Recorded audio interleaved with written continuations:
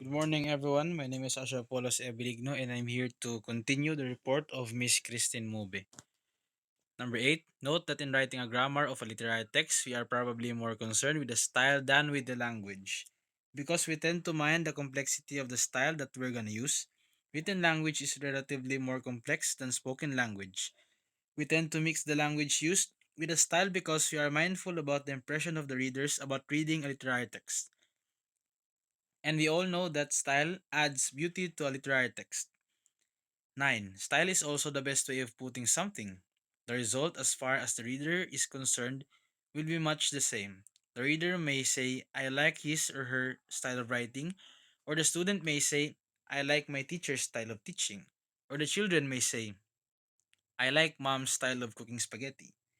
Style enables to cut the reader's attention and can result into positive reaction or impression after your readers read your literary text. It could be a particular manner. To impress your readers, you should use style appropriately and adequately. Next, we have 10. Stylistic choice therefore is a matter of form or expression, that is, as a choice among different ways of expressing a predetermined content, it's the use of a sentence different from an ordinary usage. It is like style as foregrounding, bringing to attention violating or making a different standard that makes your language utilization poetic, stylistic, meaningful, in choice of expression, different way of thinking in form and content. The concept of style is to add beauty, clarification, and poetic view to a certain literary piece that could caught the attention of the readers. Style is used to describe the choices which language makes available to a user above and beyond the choices necessary for the simple expression of a meaning. Therefore, the study of a style is helpful because it is used for consistency. Publishers of books or journals want readers to have a consistent experience, even if the content is written by different authors or across long periods of time. A style can deviate from any grammatical rule. Style is or may be considered as deviance.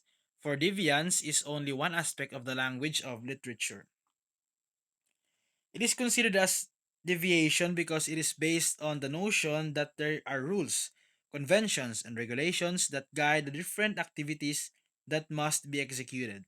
Thus, when these conventions are not complied, therefore, there is a deviation in language. Next, 13. To speak of style as a choice, one must recognize not only that there is freedom of choice, but also that there are constraints, options available in the grammar, that is, the total options available in the syntactic, semantic, phonological, and pragmatic system. You can use your own style in writing a literary piece. You have your own freedom to choose the words you want to use in a certain literary text. But there are limits or constraints to be considered also, or options that could be available in writing a literary text in the context of grammar.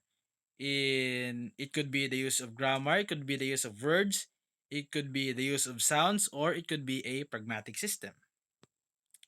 Next, the last number, 14.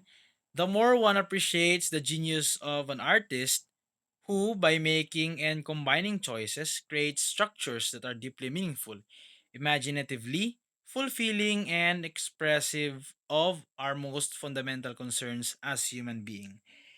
If a reader or evaluator values or recognizes the talent and how passionate a literary piece created by an author, that reader or observer can create a more meaningful and yes, a more meaningful literary text.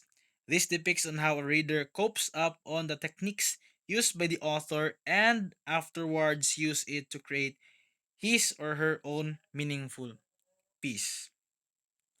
So that is all for my report. Thank you for listening and God bless.